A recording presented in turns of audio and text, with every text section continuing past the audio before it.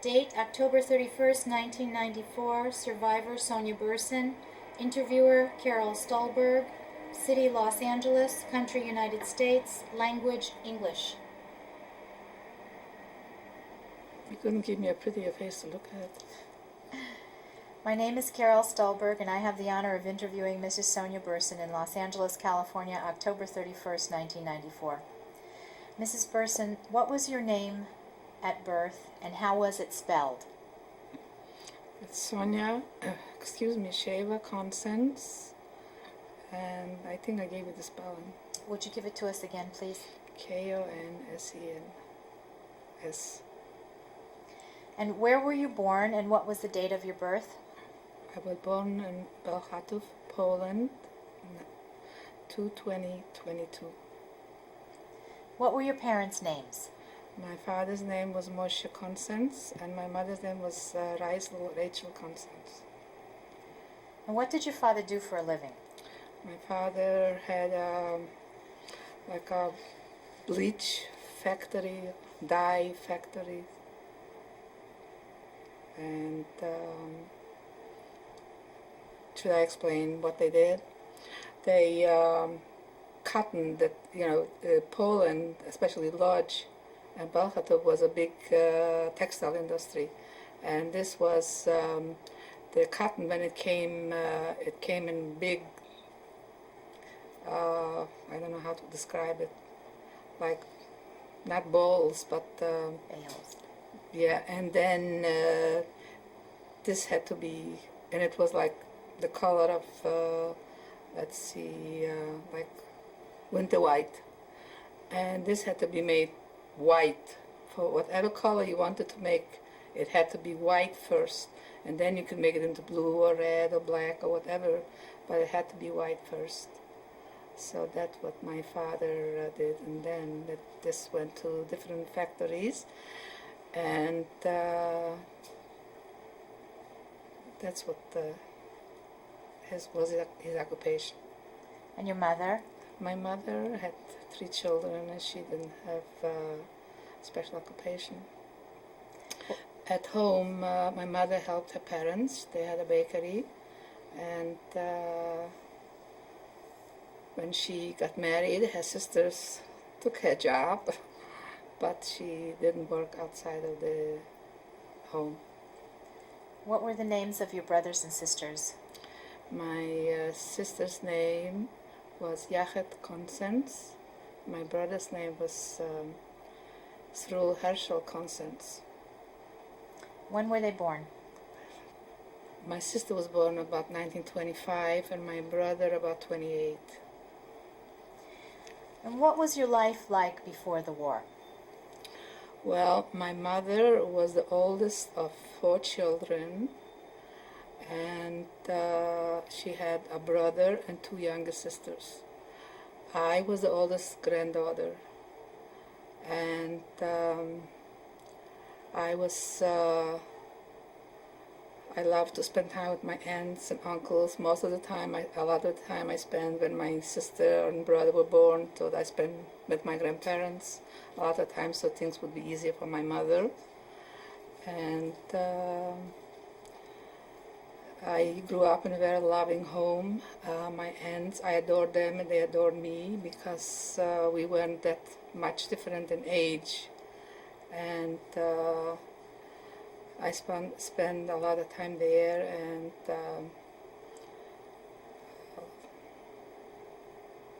let's see, we spent a lot of time with my grandparents. Let's say holidays, not Friday nights, but Saturday afternoons we spent together. The whole family used to come together in my grandparents' house, and they had a bakery, and we all got together like in the store and outside. Everybody used to sit around and talk and have all kinds of food that my grandmother prepared. And besides the immediate family, there were also like nieces and nephews and cousins that used to come and gather there. And I lost everybody. I'm the only one that survived. What was the first sign of trouble for you? What do you remember? The first sign of trouble was 1939, the 1st of September. All of a sudden, when we got up in the morning, there was bombing. We heard planes coming over our city because it was not too far from the German border. And they, bombs were just flying. And we grabbed, practically my mother and I and my sister and brother, we just ran. We just grabbed, I don't know, shoes and a coat or whatever, and we just ran. We looked around and we didn't see my father. And in the whole city, everybody ran. And we ran till the next town, which was, I don't know how many kilometers, maybe 14, 15 kilometers, and till this kind of bombing quieted down, and we kept running there. And we ran a whole day, and then we came to some kind of a village when it was dark, and the owners of the farm put us up in a barn, and I'll never forget the flies there. It was just horrible. And let's say the next day we wanted to go back, but we couldn't go back because the German soldiers were coming with all their tanks and all their equipment and marching. We couldn't go back. It took about a week till we finally were able to go back to our city. All this time we didn't hear about my father, and we thought for sure maybe he got killed or something happened to him. On the way home, this was about a week later, so on the way home, we saw a woman that knew my mother. She was a Gentile woman, and she told my mother that my father is alive, that she saw him. So we came home, and we came in front of our house, and it was burned. Everything was burned to the ground. Like half that street was burned to the ground, and we went to my grandfather's house. My father was there, and we stayed with my grandfather. At that time was the first time I saw my father after that week. And he was, at that time, a law came out that everybody had to shave off the beards, and So I saw my father the first time without a beard, and my grandfather without a beard. And I will never forget the impression I had when I saw my grandfather. He was at that time maybe 70, and his had wrinkles on his face. And my father looked so young, I couldn't believe that's my father, because he had a beard. And when he took off his beard, he looked with blue eyes. He just looked like a gentleman, not like my father. And it took me, for the longest time, I just kept looking at him, and I couldn't believe that this is my father. Anyway, since we didn't have, our house was burned down, but they were talking a few weeks about the war, and they're going to bomb and this and that. So my parents hid some things in the cellar, and since my father was there, he was able to rescue all these things that were in the cellar, and he brought it to my grandparents to the bakery, and that's where we stayed for a while. And things got very hard. Every day there were new laws and regulations coming out, and we had to just obey by these. In the beginning, my grandparents, they were able to operate the bakery just for a few weeks maybe. And so my father helped them because his parents were also in the bakery. But when my mother and father got married, both my father's parents were dead. So I never knew them. But he grew up also in the bakery, and he knew how to do everything. So he helped my grandfather with the bakery because the employees my uncle wasn't there. My uncle was He came back later. So my father helped out, and they, were able to bake things and sell the bread, and things were going like halfway normal.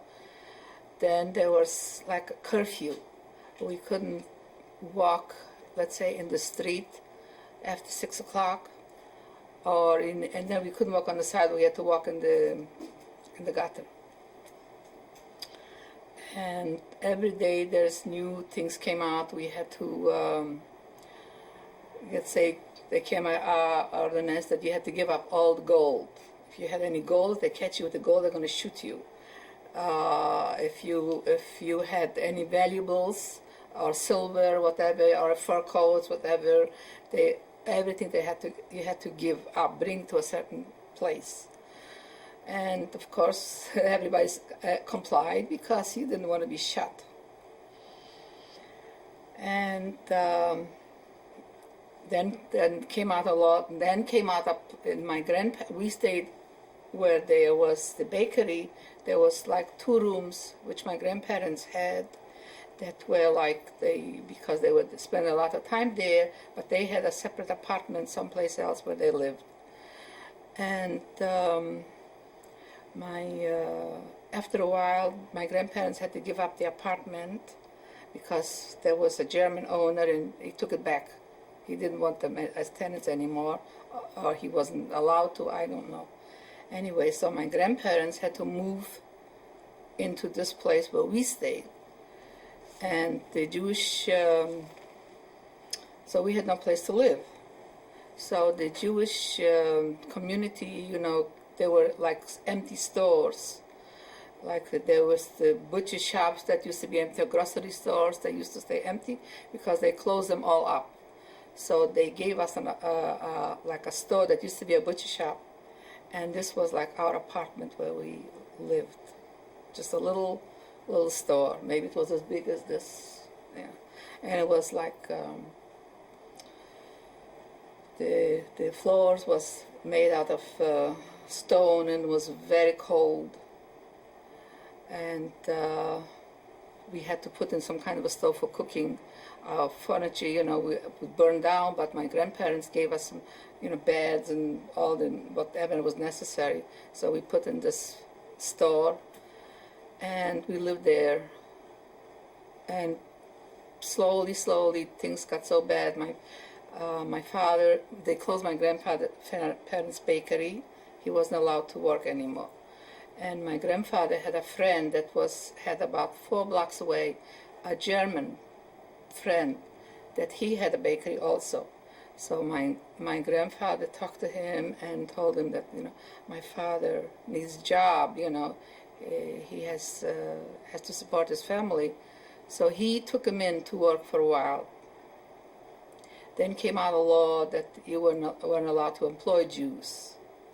So my father practically had nothing to do to support his family. And I was the oldest, and I was at that time maybe 17 years old. So I kind of, and then there was all kinds of laws, and we were afraid my father shouldn't go out, they shouldn't, because they caught people to work, and they used to beat them.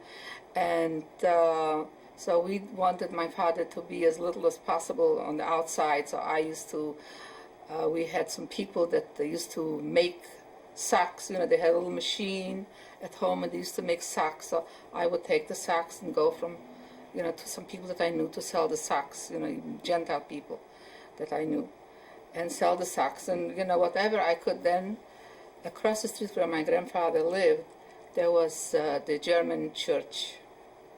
It was an evangelical church.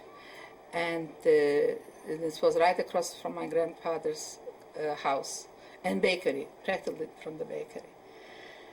And so I went over to her and I told her that she should give me any kind of work, that I have to help out with the family thing, that my sister is younger, my brother is younger, and there's nobody to make any money. So she gave me a job. She gave me a job to work in the house. So I used to help her with the cooking. I don't remember if they had children. I think they had children because they were still young. And she really was very nice to me. And some of the things that we used to have that my father took out from the cellar. So let's say one time we sold her the candlesticks. One time we sold her, because I was afraid because he was supposed to give it up. But some things we kept. So she gave us some money for this, some money for that. Then I helped her. She had like a big garden, a vegetable garden in the back of the house. So I used to help in the garden. So she used to give me vegetables, potatoes and tomatoes and cucumbers, all the things that grew there, beets, to take home. And sometimes she used to entertain the German SS, and I would be in the next room.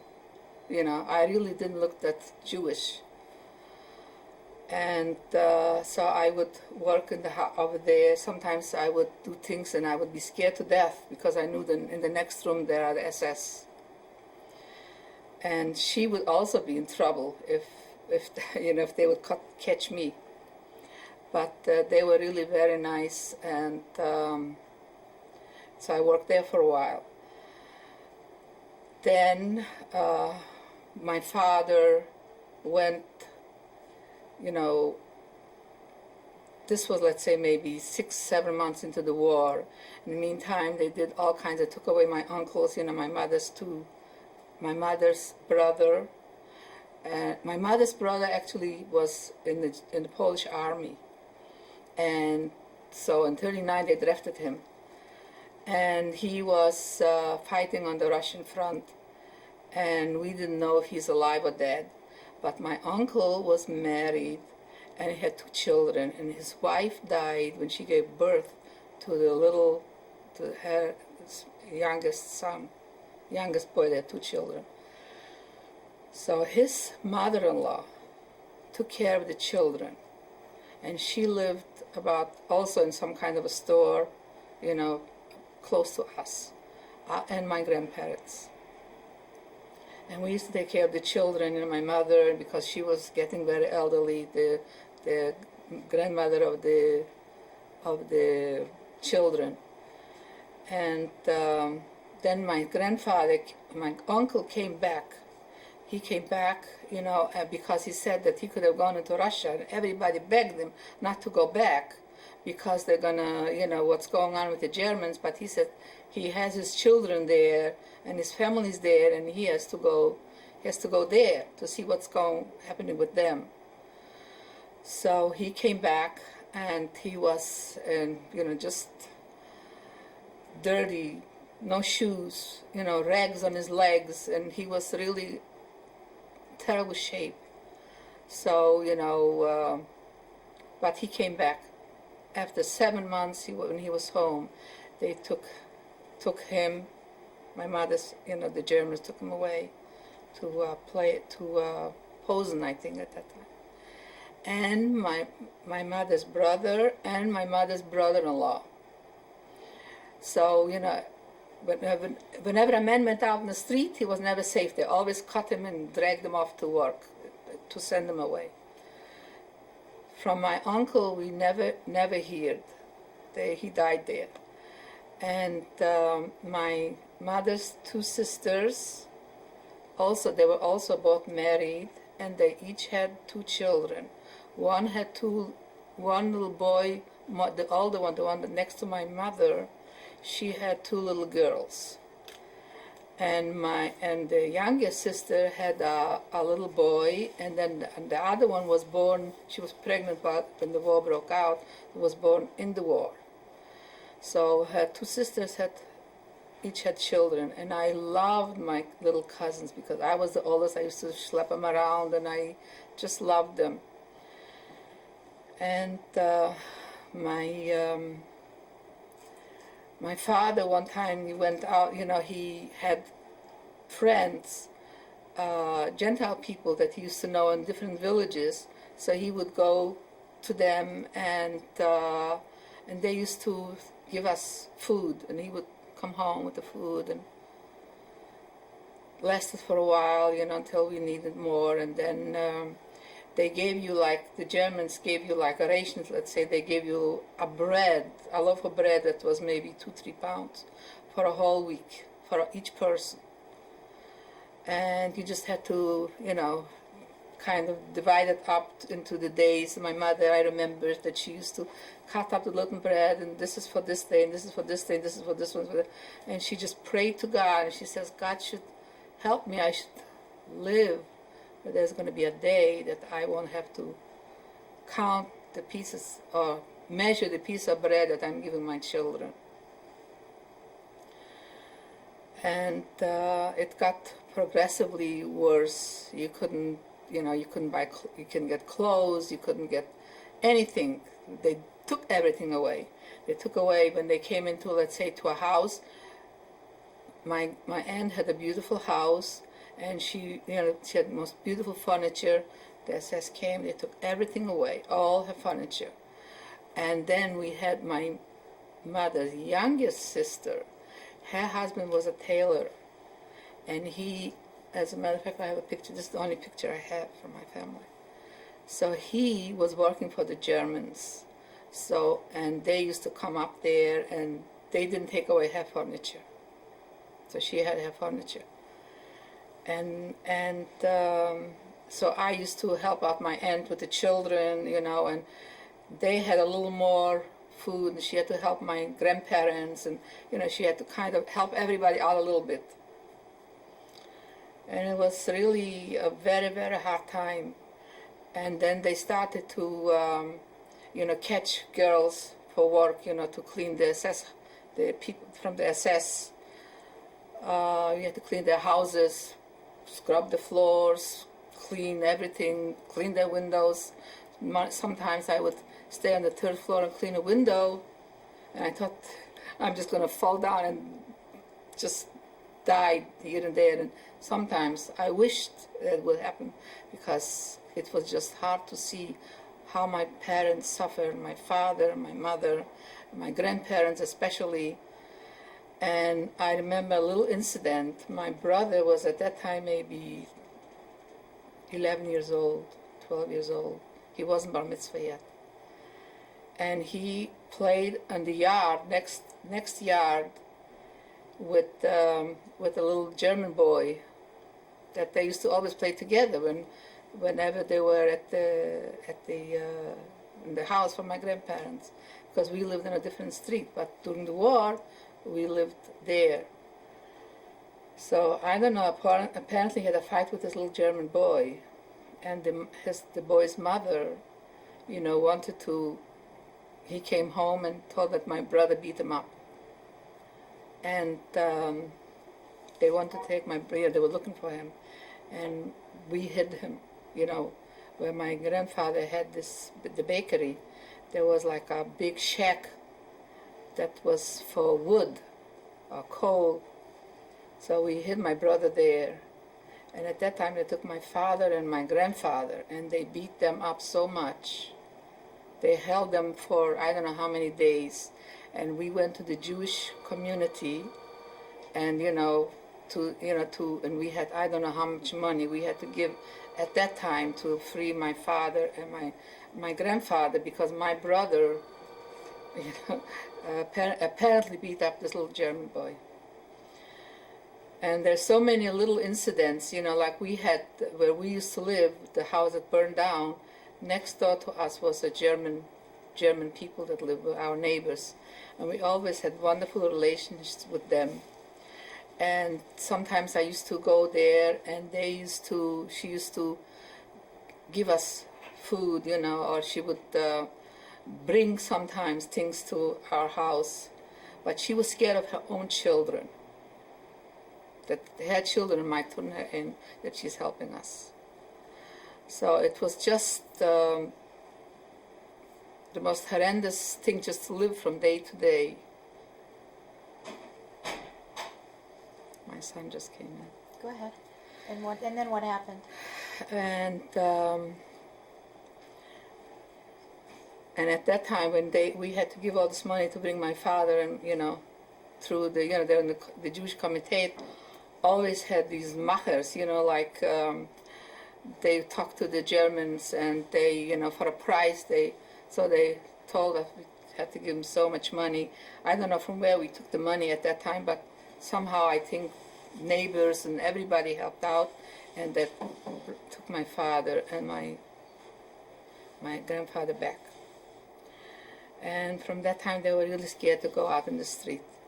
So my father just stayed in the house, and I was the one that really, and my brother and sister were much younger, so they weren't of much help. So I was the one that really worked and did whatever I could to help the family out. And one day, this was about, let's see, and one day my father got sick, and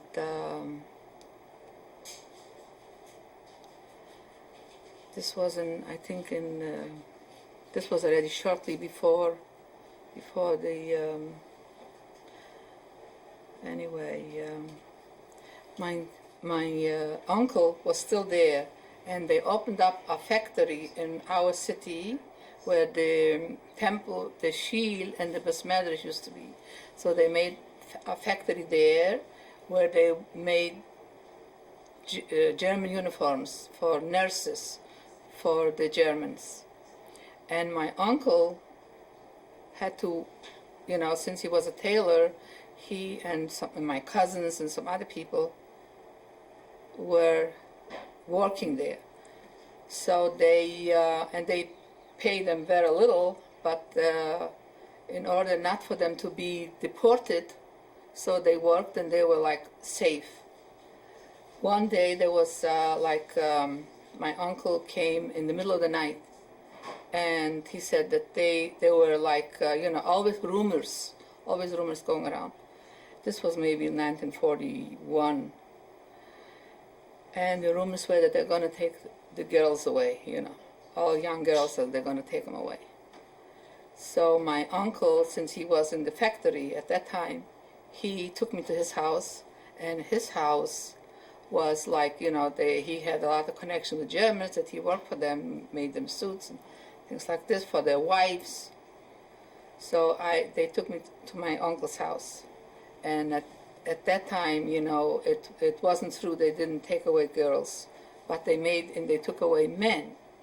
So whoever men they found, they knocked in the night, in the middle of the night on the door. Whatever men they found, they took them away. And from that time on, I worked in the factory. And I don't remember what they paid. It was very minimal, but if you worked, they gave you, let's say, more bread. They gave you so much sugar a week and so much, so it was a little, kind of a little better. And this went on like this, we tried to sell little things, whatever. I remember we had most beautiful bedspread, it was from velvet, and it was so gorgeous, for 2 beds, because at home you had 2 beds. And this was kind of the last thing that we wanted to give up, because you thought we're going to survive, we're going to need it, and we just to have something. But we sold that one too, and I remember this also that German woman bought, but I don't know if she bought it for herself or she sold it, I don't know. Anyway, and then I worked in the shop, and then my father got this was already in 42. My father got sick, and there were no doctors. It was just like a what they call a felcher, like now you could say like a nurse's helper or whatever, something like this. So he came to see what's going on with my father, and he had a high temperature, and he just stopped eating. And my father was very tall and a very strong man, and he just dwindled down to nothing. He just stayed in bed. He didn't want to get up anymore, and just stayed there. And Sonia, you were talking about your father becoming ill and wasting away. Well, he just didn't feel like doing anything. He just sat in the house. Finally, he got very sick, and We didn't have a doctor, as I said, just this guy, came because he was like a neighbor of my grandparents. So he came, and he was elderly already. But you couldn't get any doctors or any medication or anything. And they finally said that he had pneumonia, and then his stomach got so big, and from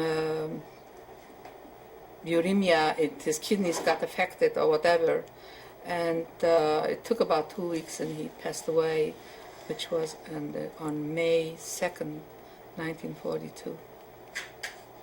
And then what happened?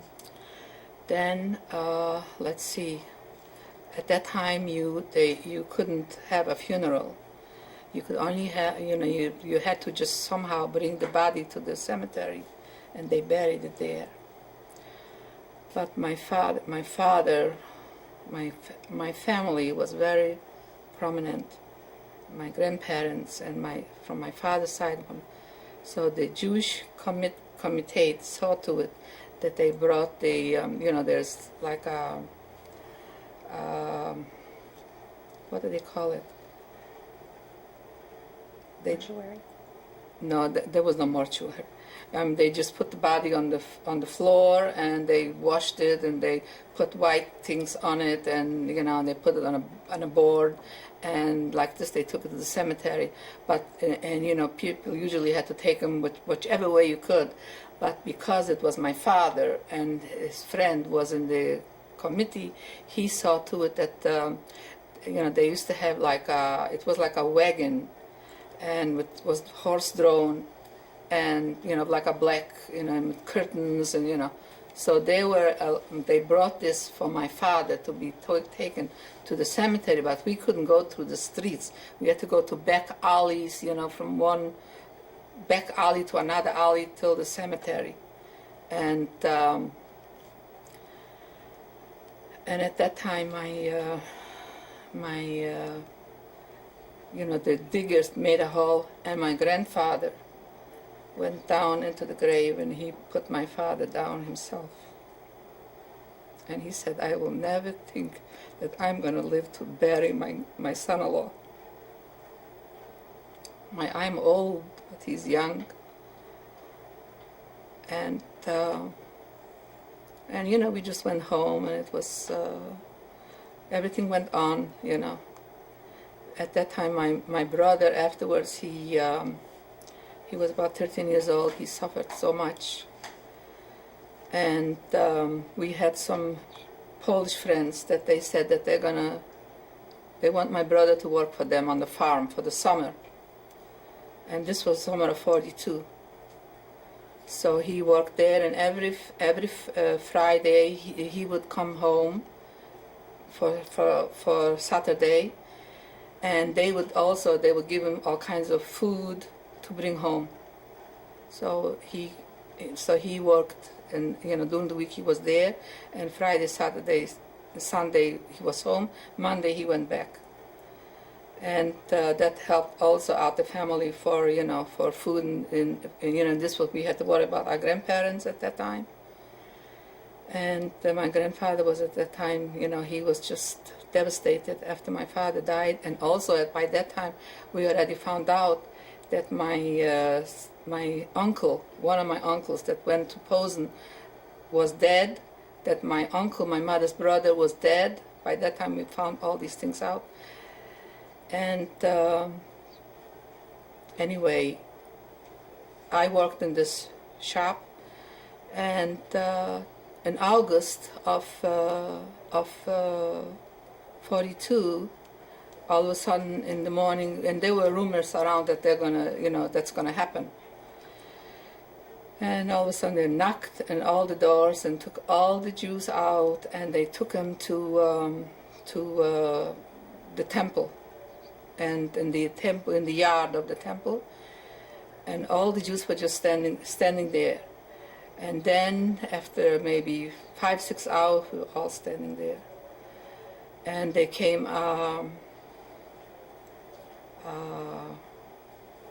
let's see, how do you say it? all the people that worked in the shop should go on the other side. So I didn't want to go away from my family, and my uncle, the one that was still the one that was the tailor, he was there, and all the other people that worked in that shop, which was a lot of people, maybe 500-600 people worked in that shop, and they all were taken to the Lodge ghetto. And I didn't want to go away from my parents and my grandparents, and they dragged me, because I worked in the shop, that they had to take me to the ghetto. And all the time when I was in the ghetto, I was just on what they told us, that they're taking us to this ghetto, and that to this place, and all the other people are going to other places where they're also going to work and survive the war. Anyway, while I was in the ghetto, when I came to the ghetto, it was really terrible, because I was about, let's see, how old was I? Let's see, maybe 17, 18 years old, and I was all by myself. And when I came to the ghetto, during the war, right after the war started, my father had relatives in Lodge, and we went there, and we walked from which was about maybe 40 kilometers. So my father and I walked to Lodge, and at that time they gave us clothes and things like this to take back, because our house was burned, we had nothing left. So they gave us some clothes and some things, for my mother, for me, for my sister, and we walked home. So when I got to the ghetto, I knew where my relatives lived. So when I got to the ghetto, they held us in a prison for, I don't know, maybe a week. And we slept on, there was these wood beds, and it was just like a prison, worse than a prison. So we were there for a while, and then they said that, they gave us housing. And they took my uncle, I told you my uncle also came to the Lodge ghetto because he worked in that shop. And 3 of his sisters, younger sisters. And one was my age, and 2 were younger than I. And they gave us a place to live together with my uncle, because I didn't, my uncle says, no, you have to be with us, I have to take care of you, because after the war, if I won't take good care of you, my wife is, like my aunt, he says, she made me responsible for you. So you live with me. So we lived together in one room, 4 people. And then we had to, they gave us housing, and then I went to my aunt, one of my aunts, that gave us clothes at that time, and she was still in the ghetto at that time, and she gave me bedding and sheets and pillowcases and things like this. So I had that, and pots and pans. She gave me some things, so I had that. And not long after, when we were there, we had to come to a place where they gave you to find work for you. So there was like it was called in German the Arbeitsamt, and it was like an office where they gave you jobs. So we were standing in line from from our city for jobs. So 50 was one was standing in line, and then one person came. He was dressed in the police in Lodge. I'm sure you heard this from your parents. They had these special hats and things like this, and so they came. One of these, like a big chef, came with medals and everything, and he picked out 15 girls to work for him, and I was among the 15 girls. And he asked me my name, And I told him, my name is Sheva Consens. So he says, Sheva Consens? I was engaged to your cousin. My cousin was no longer in the ghetto. They already sent her out, but he was engaged to her. So from that time on, he was really wonderful to me. He saved my life. I don't know how many times over. He gave me a job. He had he lived in Marishin. That was like a suburb of Lodz, and I got a job there in his factory, and they made straw mattresses. So I worked at that time over there, and he was the chef over this factory. And I worked there, and he was really very nice to all of us. Anyway, this lasted for a while, and then this factory was closed. And then we worked like in a field where they already took out all the potatoes, just to put together the potatoes that were left over. And, we did that, and we had to put it in sacks and put it on one side. And when this was finished, then I had nothing to do. So he had this office. He was like at that time I didn't know that, but he was like very high ranking in the Jewish police in the ghetto. So he took me to his work in his office. So I was like, and that was how do you say that in English? Where they cut trees, a tartak in Polish, I don't know how they say in English, like a lumber yard. So I worked in he took me, and this was like in the middle of the city, and he took me to work in this lumber yard. So I worked sometimes in the lumber yard outside, sometimes, most of the time in the office, and, like say, if they didn't have computers and things like this, so you had to take, let's say, from this office, put paper in this office, or to give to this guy, or like this. That's what I did, and I had it very good, but I wasn't happy. And then I wasn't happy where I lived, because it was far away from where I worked, and it was cold there, and I didn't, and many times my uncle had to get upset with his sisters because of me. I was the one that was older than they, just the other sister, and I was the one that had to go to work. Besides, then we had to cook and schlep water up the steps and things like this. And he would fight with his sisters that they leave, I would feel that I have to do it, they're going to come home, and my uncle's going to come home. And so one time I was very unhappy and I was crying, and he came up to me and says, "What's the matter with you? Why are you crying?" So I told him I'm unhappy where I live.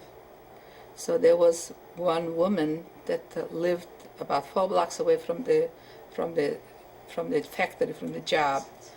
And he talked to her, and he told her to give me a room in her house, and she did. And it was like it was like if they had to go into their house, that it was open like this, and this was the room that they gave me.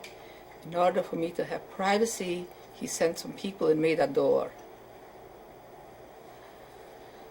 And I lived there till we got sent out from the ghetto. But while there, in the ghetto, there was like a gentleman's agreement. If I worked in this factory, let's say, and they always got orders to take out, let's say, 2,000 people, 500 people, 5,000 people, they always were. And they just came and they took away the children, the sick people, the thing, and always eliminated people from the ghetto. And then they took already whoever, so they made up, let's say, if somebody worked in another factory, so they put you on a list. They always had to make these lists to send people out, because constantly they were sending people out. And since I was by myself in the ghetto, so the people that were by themselves, they were first to go, because they figured you're not breaking up a family, or you're not making unhappy a family. So he would come to me and would say, Sheva, I have to put you on the list, but you're not going to go. But I have to put you because all these people, because they had to put out a list on the wall that tomorrow those and those and those and those people had to go into this and this place to be deported. So he always put me on the list, but he always he says, tomorrow morning, instead of coming here, you go to my house. And he lived in Marashin. It's like in the suburb. So I would go there, and I would stay there, let's say, 2 days, 3 days. And he had a garden, they called it Jalki. So I worked over there, and when the time, 2-3 days went by, when when all these people were already sent away, and, things, so they took away when you were on the list, they took away your ration cards. And you had nothing to eat. So when I came back, when it was quieted down, he told me that it's okay for me to come back to the shop to work. And on the way there, I was, we were going in a not that it wasn't a bus, it was like a trolley. And so I was on the trolley to go to work, and they took everybody off the trolley, and me too, and they put us on a place where there was a big like a empty place, and they usually they call it the potato plaza, not plaza, Platz. So they took me there. And from there, they took everybody out. So I saw some people there. They were guarding us, this Jewish police. And I saw somebody that always used to come into the office where I used to work. And I told him what happened, that I was this man's name was Adek Rosen, that I was at Adek Rosen's house, and I told him the whole thing, and that he expects me to come to the office. He told me it's already safe to come out, and they caught me. So he went there, and he came, and he saw that, what's happening to me. So he talked to somebody, there were like little doors, different places where you could go in and out. So he talked to somebody, and then he came to me and he told him, Sheva, you go over there to that door in about a half hour. There's going to be a guy over there that's going to let you out and going to take you to my sister. And his sister didn't live too far from there. So he took me out from there, and I waited a half hour, and I walked over there, and this guy just let me out, and there was somebody waiting, and they took me to his sister. So I was in his sister's house for a while, till again it was quiet, and I started working again. This whole thing, between coming out, and it was about 3 weeks, and I had a cousin in the ghetto, and she thought for sure that they took me away, and that that's it. When I came there, after it was already quiet, I came there. And so she just couldn't believe that I'm still alive. She said, where were you? I was, I asked about you. I went to where you lived, and, nobody knew what happened to you. And I thought for sure that they deported you. Anyway, I was there, and I didn't have any ration cards. But, I wasn't starving, because he always brought me food Let's say if he sent me for soup, they get little tickets for soup. So he always gave me extra for me, and always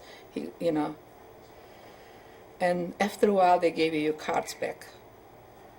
So again, you got let's say a bread a week. So they gave you back the bread and things like this.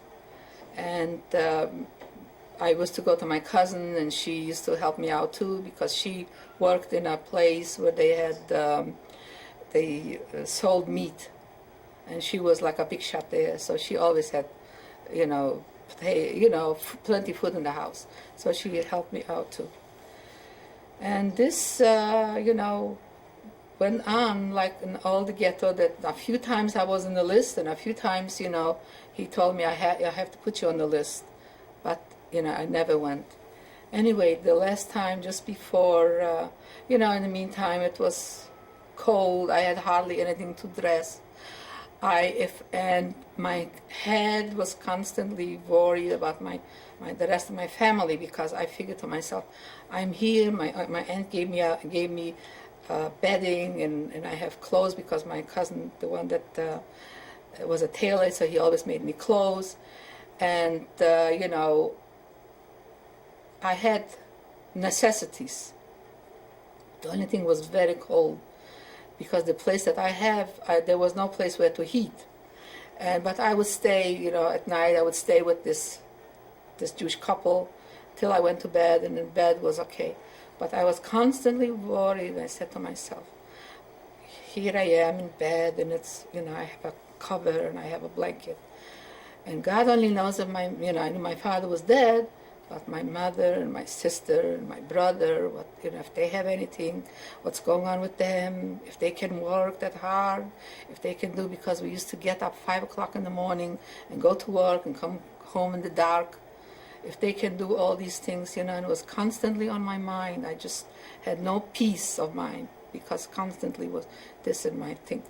Anyway, in the meantime, let's say you just lived, and there was organizations in the ghetto. You made friends in the ghetto.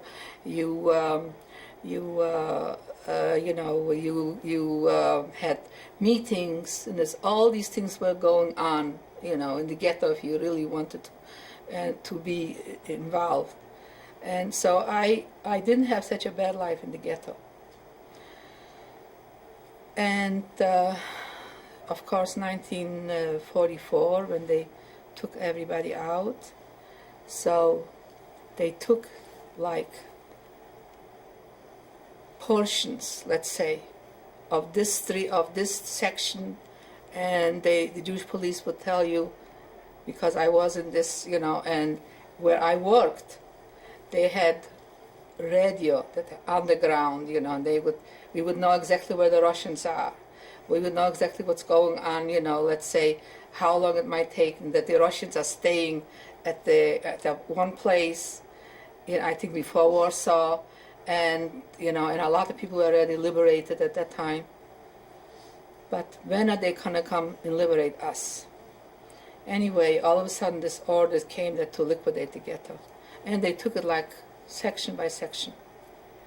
So the same thing. I was with Mr. Rosen's cousins and other family, and he told me, today they're gonna do your street. The street was Mickiewicz. And they're gonna take everybody away from Mickiewicz, and you go tonight, you go to my cousin's house, and you stay there with them. And I did. And they took everybody out from my street. Then they took different sections, because there were people left over in the ghetto. And so was Mr. Rosen. Anyway, when this was already quieted down, he told me it's okay to go back. Now take my cousins, because they're going to take Hess Street, and we went to my place where I lived, because this was supposed to be already safe. So they got me and all his family at that time. And when we came, they took us to the to go to the train station, and he came, but he couldn't do anything anymore. He couldn't take us out because I was not the only one. Also, at that time, the second time, they caught the girls that I told you, two sisters that used to live there. They were also not home when they took the people on the street, but they took them together with us at the same time. So I figured out, in order when we went to Auschwitz at that time.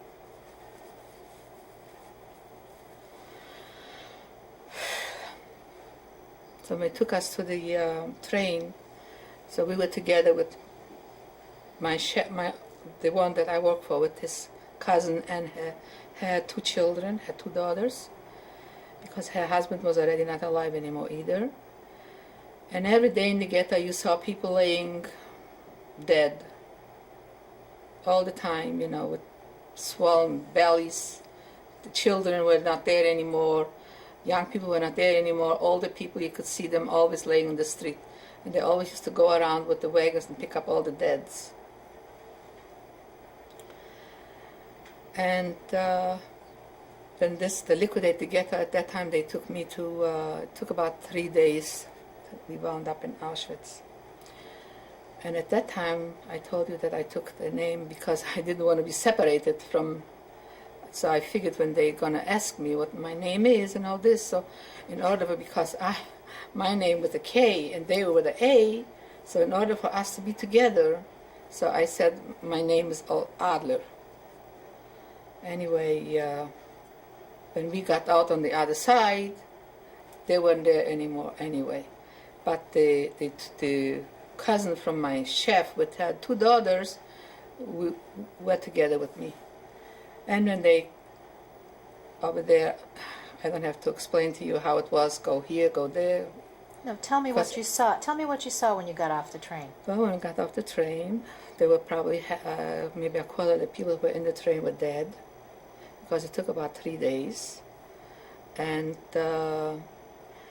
it was such a chaos with the SS, with the dogs, and with the people that were helping them. It was such a chaos, you didn't know where you're going, you didn't know what's going on. They just hit you with these out from the train.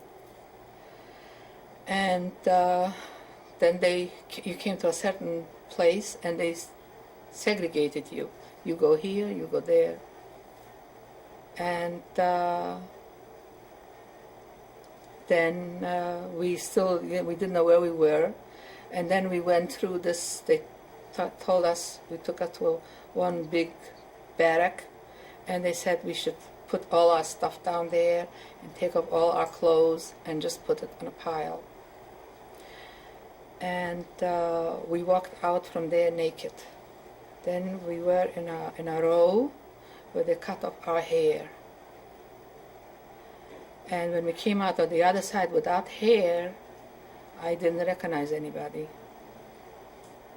And they took us, and we started, calling names, because we didn't know who we were anymore. And the mother with the two daughters were next to me. And we tried to be together. These other two girls I couldn't find anymore. And we were sitting outside in Auschwitz for about half a night, or naked, in a field. In the morning, they assigned us to barracks. So there were people in there already, and let's say where there were 3, they put 1, and everyone had to be 4 people in each one of these, and this was like 3 stories high. Okay, Sonia, you were describing to me what happened when you arrived at Auschwitz and when you were assigned to the barracks. Describe to me what you saw again. When we were assigned to the barracks, they gave us clothes, because we were naked till then. They gave us, they took you into a room, and there was piles and piles of laying there, and you just picked, first best thing, and you put it on. No panties, no underwear, just that a dress. And we were put into the barracks. And I was in Auschwitz for about 11 days. What did you do those 11 days while you were there? And excuse me, I forgot. In Auschwitz, we were on the floor. We were laying on the floor. I forgot. In Auschwitz, we were on the floor. We were laying one next to the other on the floor, like sardines in a can. If I turned over, the other person had to turn over too. So this is how we were laying there, and twice a day they would give us some, they said soup, but it was like water. And we did nothing there. We were just laying there, day and night. And this, they were in the morning. We had to wake up 5 o'clock in the morning, and they would count us, and we had to stay, let's say a distance, like 5 in a row, this way, and God knows how far this way. And we would count, could stay sometimes for 2 hours, sometimes 3 hours, and they were counting us. And then they made us go back in the barracks. And we were just sitting around there. There was no, they had, let's say in the morning, they had like,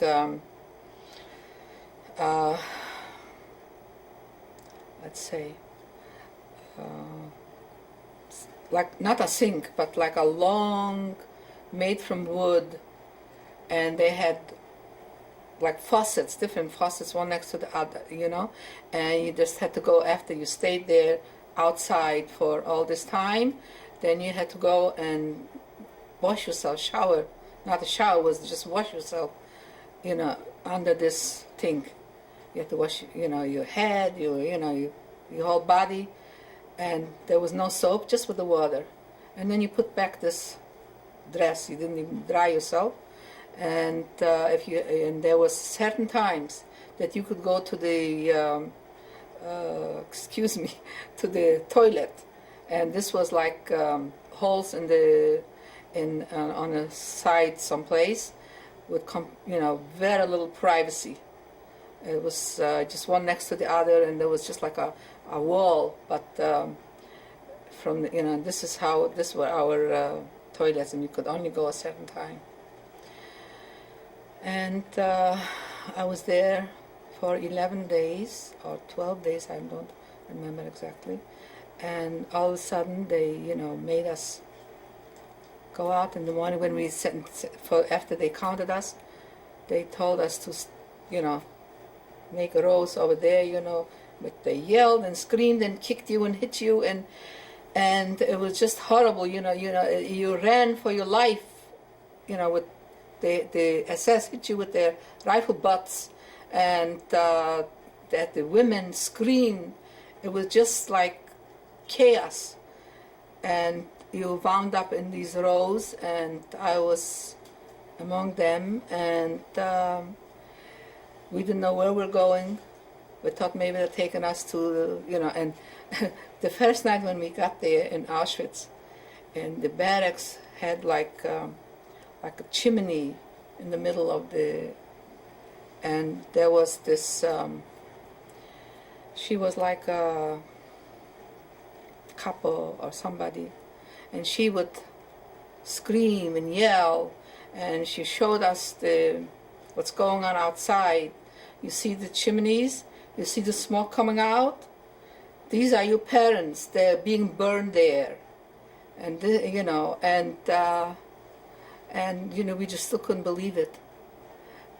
The ones that went on the other side, they are burning them now over there. And it was, we were just numb to the whole thing. You didn't know where you were, you didn't know your name, you didn't know what you looked like, because you didn't know what you looked like. You could see somebody else, you couldn't see yourself, because there was no mirror, there was no window, you didn't see what you looked like. It was just horrendous. You could only, it was unbelievable. We were reduced to worse than animals, because you had nothing. You had no hair, you had no clothes, you had nothing. And they were just cussing you and calling names and beating you. Anyway, we got I was in this row already, and then they took me to over there, and they put us on a train again, and we didn't know where we're going, and we wound up in Stuttgart. How long did that take? Do you remember? I think it was about a day and a night that we traveled. I really don't remember exactly, Carol. And we wound up in Stuttgart. And Stuttgart at that time was by then it was already, getting cold. And the same thing, we were just dressed in this one little dress. And we stayed, we were in Stuttgart, they took us off those trains, and again they chased us and pushed us into the rows, and we walked and walked and walked, so we came to Stuttgart. We didn't know where we are at the time, but we got to this place, and at that time, where there was just, at that time there were these bridges, and there were 3 rows, and we were just, where there was, if there were just 2, they put 1 in, and there were new ones that, so we wound up 4 in 1. And I was on the 3rd floor with with 3 other girls. And, we were frozen, cold, and we just got close up to their bodies, to the girls, and covered myself with the blanket. And I was laying there maybe for I don't know how long till I warmed up, and all of a sudden I felt like 1,000,000 bugs are biting me. And when daylight broke, I saw the blanket, and my dress was full of lice and bugs. It was just, and my body was just bitten. And I just tried to, kind of push it away, rub it off my body. It was all over my body. And I got off from that thing, and I was just standing there. I didn't want to go back. But that was the thing in Stuttgart. And I was there, and after, we were there, I don't remember, maybe 2 months. What did you do while you were there? Practically nothing. Just in the morning, oh yes, I got very sick there. In the morning, they would count us, take it out at dawn, and we had to stand. It was freezing cold by then. And in the snow, we had to stay barefoot in the snow, and we had to stand like this, this far apart from, from each other, because so there wouldn't be, you couldn't get warm from another body. And they counted us, and we would stay there for hours and hours, and then we would have to go and wash, in the cold water, and then we would go back. And about that time already, we had to keep our barracks. We had to wash the floors, we had to go for the soup, and things like this. And by that time, after 2 months, there was so many people started dying, and everybody typhoid fever. And I got sick too. And I was on the third thing. And at that time, they brought us a little piece of bread, and a little water. If you couldn't go down, you didn't get it. So we were just laying there, and and then after a while, one of the girls died. They came in the morning, and they looked what's going on, and one of the girls died, and they just pushed her down, and when she fell down, it made such a tug, The next night, another one died. The third night, and I was so sick, and I had such a high temperature. My lips were burning. It was just, I couldn't feel anymore. And when they threw the third girl down, I somehow said to myself, I don't want to be thrown down like this. I'm going to go down. After I die, I don't want to be thrown down like that. And I don't know how, I got down and I just sat down at the wall. There was, let's say, the barracks, the bridges were till here, and there was a wall, let's say, like over there. I don't know how I got there. I just sat at the wall, and other girls, when they walk by with a little water in their pot or whatever, they would wash my face, they would give me to drink some water, and slowly, and they would bring me some soup, because I couldn't help myself anymore. And slowly I got stronger, and somehow I got out of it. I don't know how, but I got out of it. And we were there, let's say when I got better, they took us to, a whole bunch of us. They picked out always the ones that were looking better and still able to work. And they took us to, again, we had to stand in line, and we didn't know where we're going, and sometimes they would make, let's say they would count, let's say so many rows, let's say 200 or whatever, and I would be, let's say, the last one, and they would ask us to go, they took them out, and I don't know where they took them, and they were the last one, and then the rest could go back to the barracks. This went on for all the time. Anyway, at that time, they took us to Stuttgart. To this camp where we worked. So I don't know how long it took, but it took it wasn't really that far, and they took us to work there. And over there was already a little better, and we had to go, and they gave us clothes. They gave us just to sleep two in a bed. And over there was one German Jewish woman that she was like the head of of the barrack that I was in, and she was really very nice to me. And we went to work every morning, and we came home at night, and we worked on this highway that was supposed to go from Berlin to Moscow. So we worked at a certain portion of this highway with picks, iron picks and shovels. And if somebody couldn't, if you didn't work fast enough, they were standing over you and hitting you, and if you couldn't work fast enough, they shot you right then and there. So every day we came out, we came back less. Every time we came back less. And it came to the point where you didn't even look who it was that they shot. You just wanted to walk by and get back to your barrack.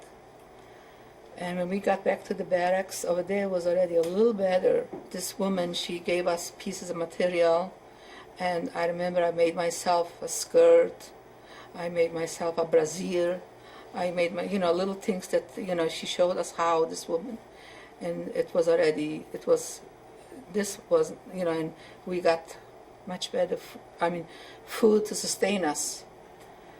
And I was there maybe 4 months. And while I was there, there was one woman there that she was the only person that I knew. And she was and I found her there. It was my aunt's, a close friend of my aunt's. And so, when I saw her, like I saw Messiah, and she, we just stuck together all the time. And then she got sick, and they sent her back to Stuttgart. And I was still in this working camp. After a while, we were there, I don't know how many months, and we worked, and then all of a sudden we finished that certain portion that we were supposed to do, and they sent us back to Stuttgart. And in Stuttgart, again, was the same thing. Every day they made, and at that time, when I came back to Stuttgart, they put me together on a bed with 3 girls, and one, somehow in my mind, she looked like my sister to me. And, we became so close, I would, we would do everything together. And we would scrub the floors together, we would do things together, we would go pick up soup together, everything did together. Till they sent me out from Auschwitz, from Stuttgart.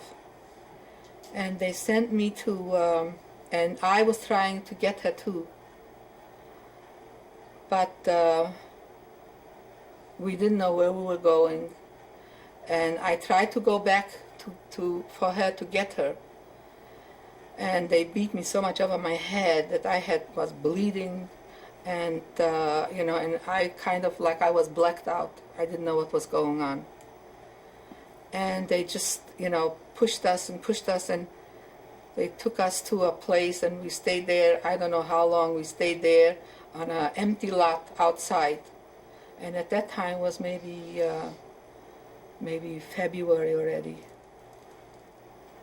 And we were just there in that place, and we were sitting there, and they put us in lorries, like when you see sometimes in the coal mines, lorries like this. They put us in these lorries, 4 or 5, pushed in, and we went with this open little, like a train. And we took us to this camp, but we didn't know where we were, the name of it or whatever.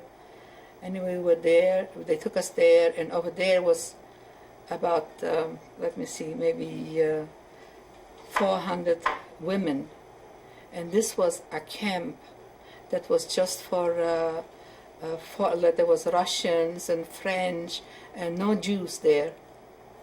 Just foreigners, I know it was because when wherever we went, we heard all kinds of languages.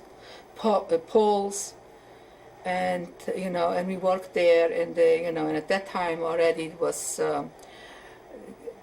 almost daily in this place. It was near Danzig and Putzig, and there were daily bombings, and we saw horses being killed, people being killed. The Germans were fighting the Russians, and a constant bombing. And many times, there was, you ran by here, and there was a hole here that people died. It was just horrendous. And after a while, the Germans decided they're gonna, take us out from there. And and they were talking, and there was burning all over. Wherever you looked, you saw fire. Everything was on fire. And we were standing in line with some people, and they said that, where are they taking us? Where are they taking us? And they were saying that they're taking us toward the ocean, toward the Baltic Sea, and shooting us, that's what turned out to be. And by that time I was so tired and I was so disgusted, and I said, I'm not going. And to the woman next to me, I said, I'm not going. She said, what do you mean you're not going? What are you going to do here? I said, I don't know, but I'm not going. Let them shoot me here. I don't want to go anymore. I don't have the strength. I don't have the will. And I just don't care, because they're going to shoot us someplace anyway. They're not going to let us live anyway. So while we were marching out of this thing, there was, I saw like a little outhouse.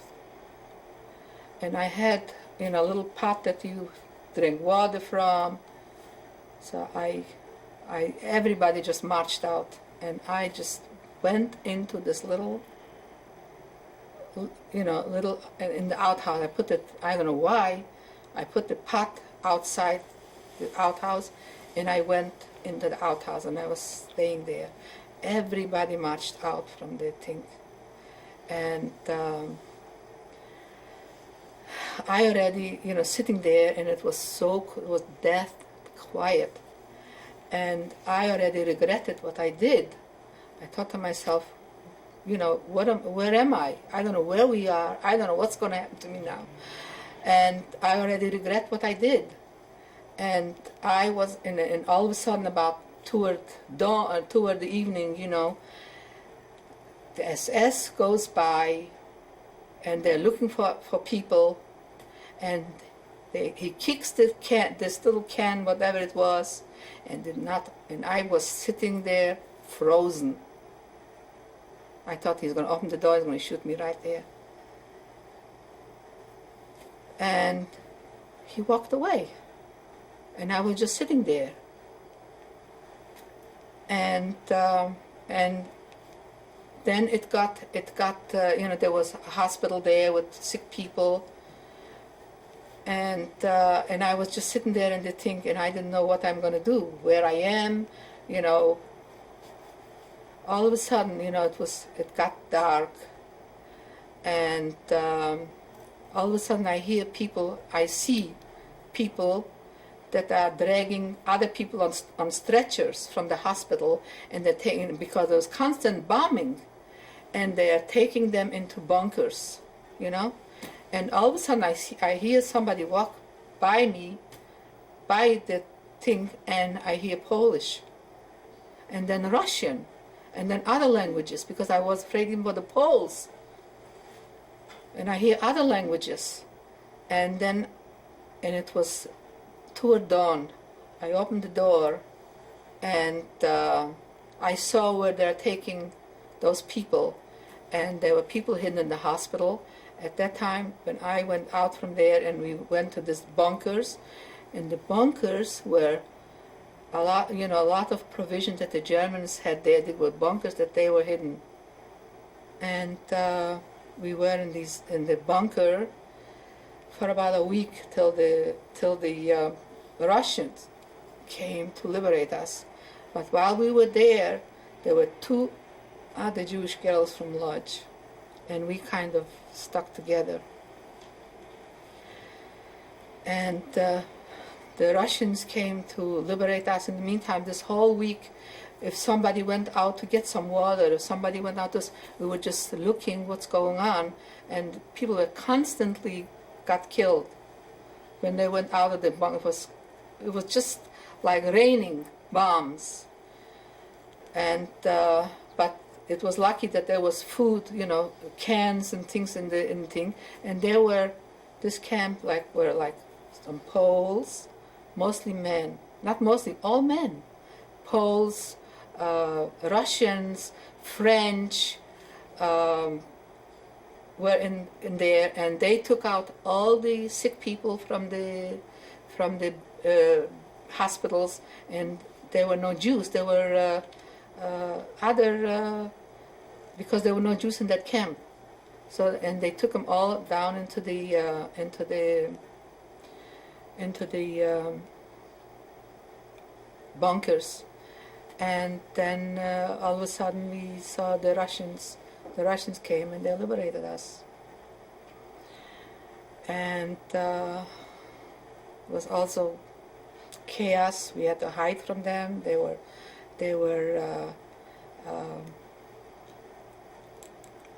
raping the girls. It was terrible, and we just wanted to get out of there. And there was no transportation. There was no nothing. There was only these trains going with people from that wounded that they were taking back from the front, and Russian and German prisoners of war, and mostly Russians. And we stayed there for about a week after the liberation, and they were sick. A lot of them were sick, so they were taken to hospitals, and the other ones were just left to fend for themselves. And we found one Russian, higher up, and he, brought us clothes and food, and the clothes were like, I came home to Lodz in a men's coat.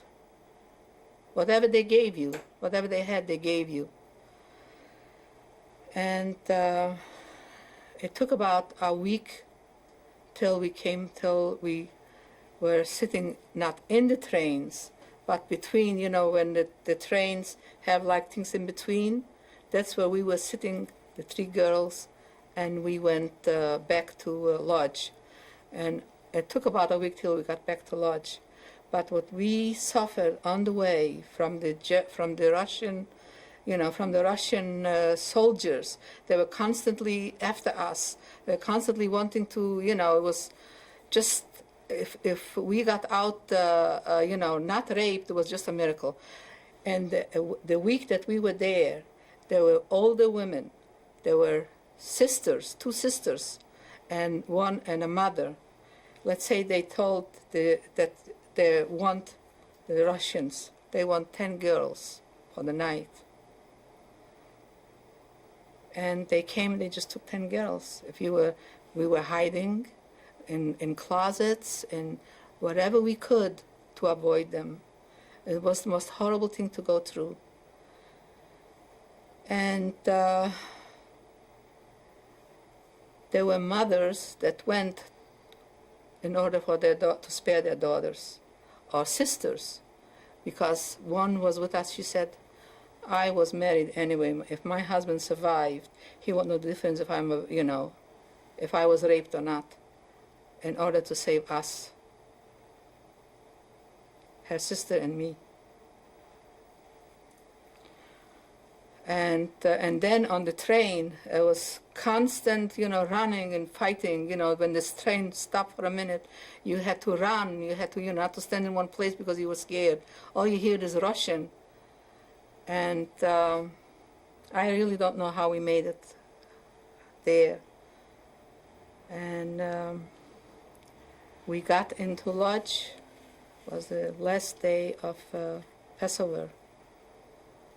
And there was some, a lot of people in the streets in Lodge at that time, because 800 people, at that time, a lot of people were already liberated, and Lodge was liberated, and so there was a lot of people already, Jewish people in Lodge. And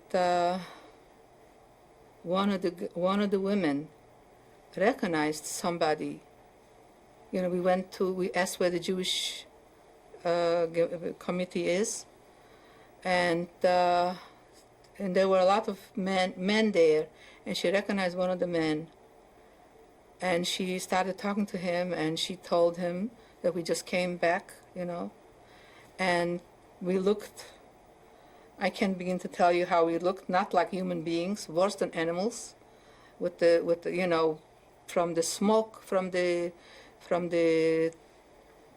train and the dirt, and we didn't have a bath for all this time. Anyway, he took us home to his house and threw away all the clothes that we had on. We took a bath, and he put us in a bedroom, to go to sleep, to rest. And while I was there, I couldn't sleep. And I heard some people came in, and I heard a voice, and I thought, this sounds like somebody that I know. And I got off the bed, and I opened the door a crack, and I saw my friends. At that time, it wasn't her husband. It was her friend that she lived with in the ghetto. It turned out that he was among the 800 that stayed in the ghetto. I took the blanket, because I didn't have clothes. They gave us just a nightgown, And I opened the door and I said, Aaron? And he saw me, Sheva. It was just like I saw God.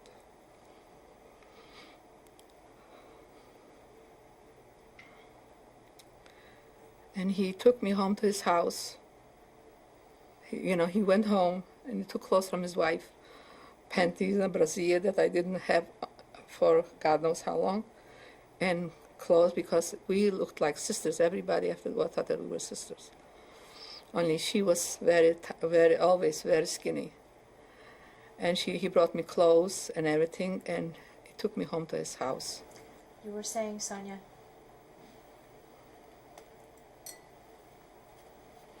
I went home with my friend to his house, and they had a beautiful apartment because they were in the ghetto. They never left the ghetto, and they, after the war, they just chose wherever they want to live, and they took the most beautiful apartment in a very beautiful section of Lodge, and that's where they lived. And when I got there to his house and it just so happened that they, in the ghetto, they lived where my cousin Judy lived.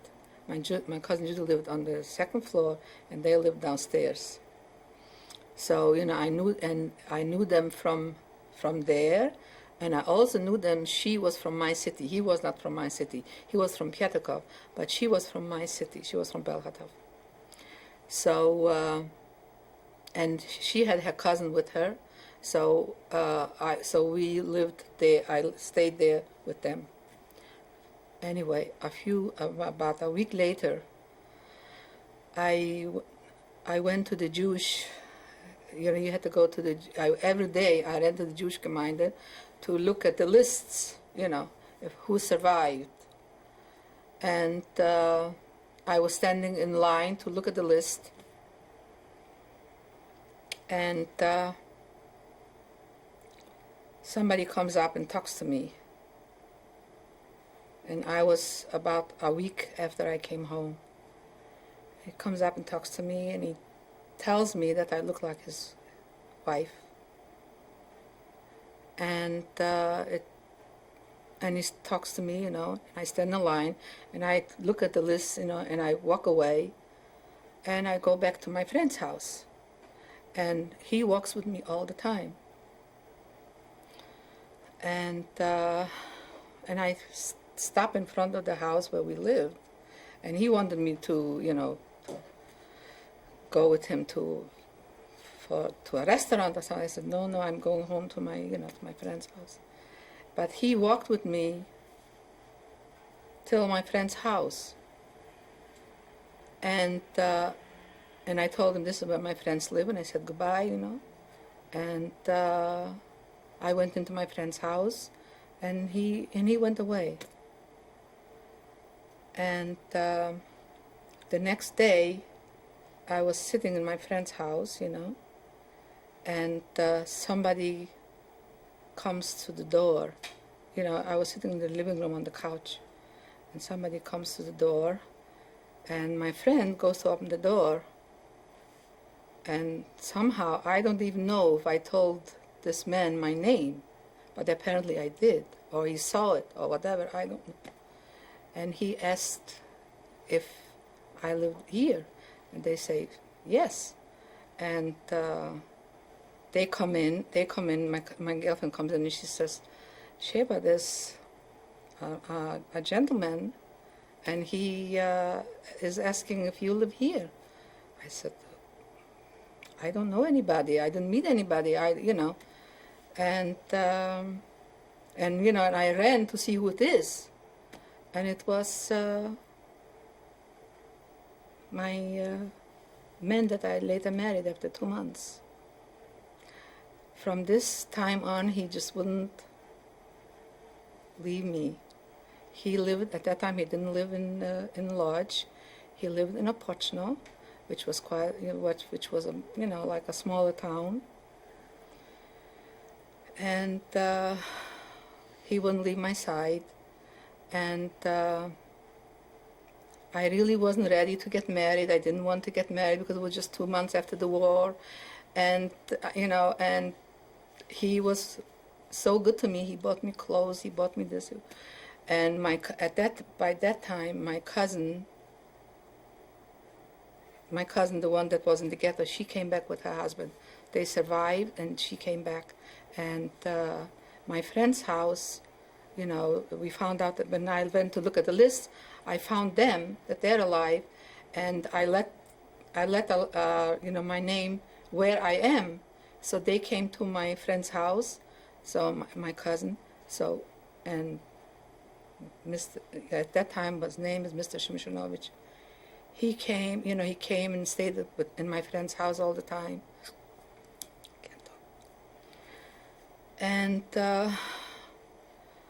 And he asked me to come with him to Pochno, but I wouldn't go, So my cousin Judy, She says, I'll go with you, you know. I said, I'm not going to go to a strange man's house, you know. So she says, I'll go with you, you know. And he lived in Opochno. And he was hidden with the Gentile family. And he was liberated in January. And he came back to his city.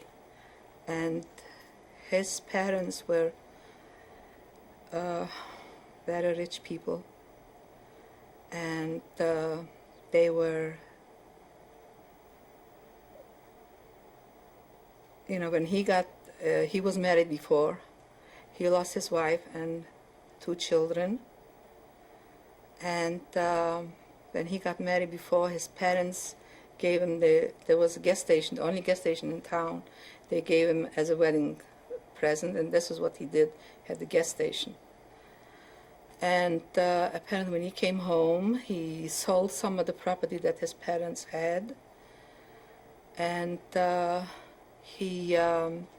also had a soap factory. And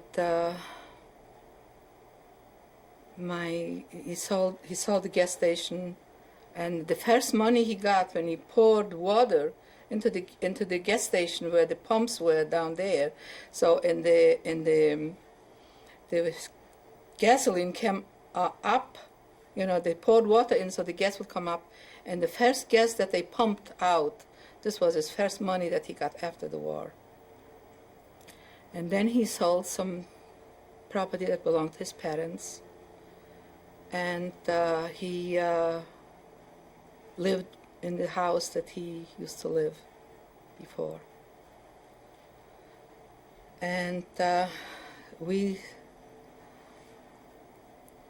my cousin came with me, you know, and he was at that time he already established himself, and he had like a little soap factory in Opochno. And there were, I don't know, maybe 10 people that survived, some hidden, most of them hidden, that survived from Opochno. And they were like a small little community, they lived together. And when I got there, you know, there were women that, didn't have husbands.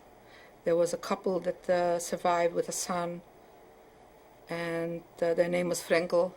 They were hidden.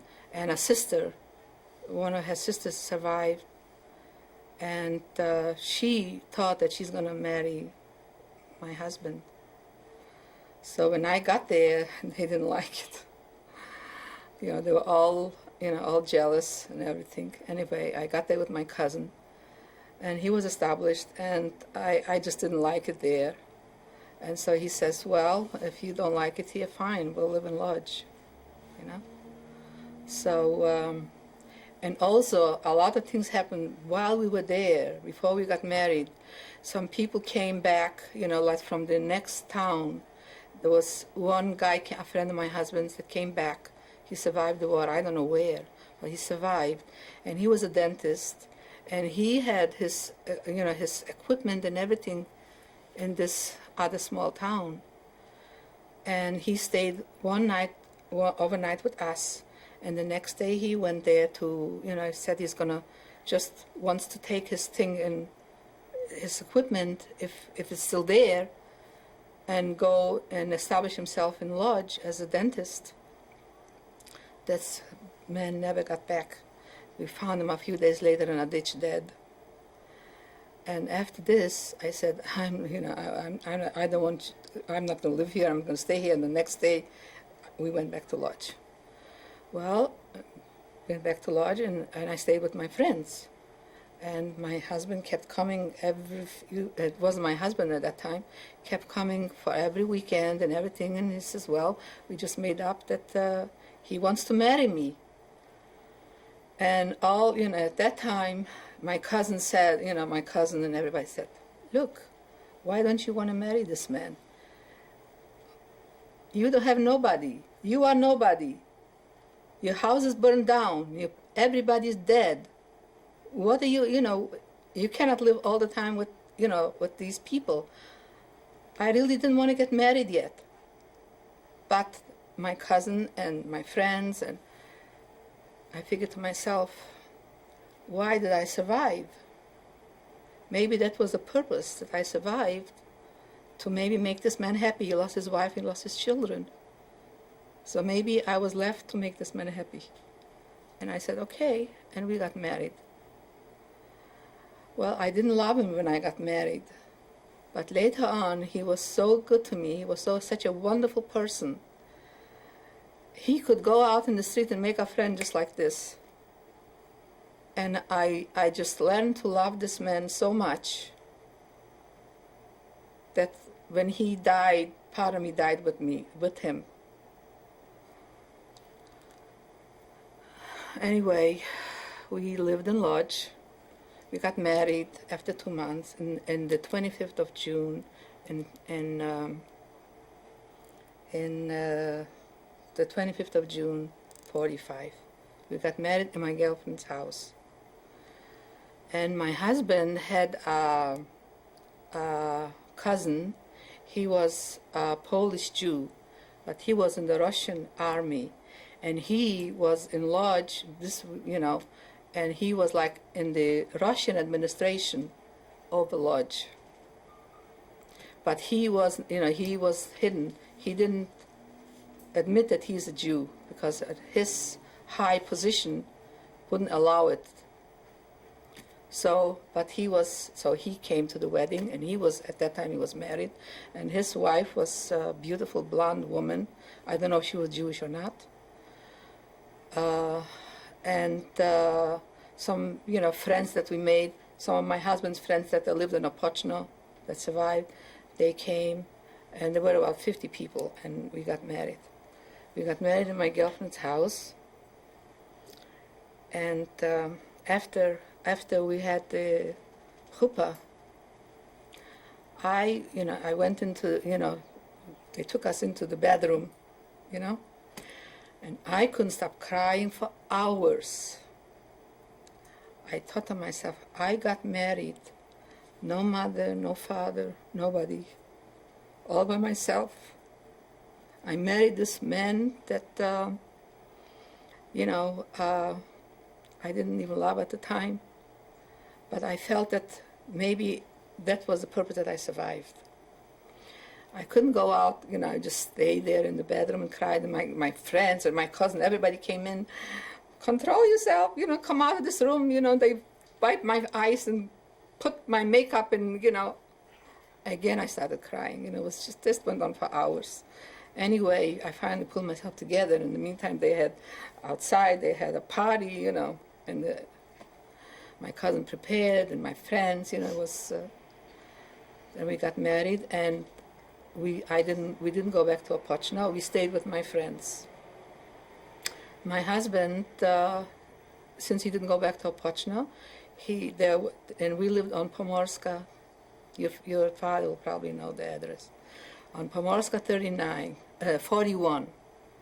It was a gorgeous building. It was like a closed-in building. And next door was was a house with an empty lot.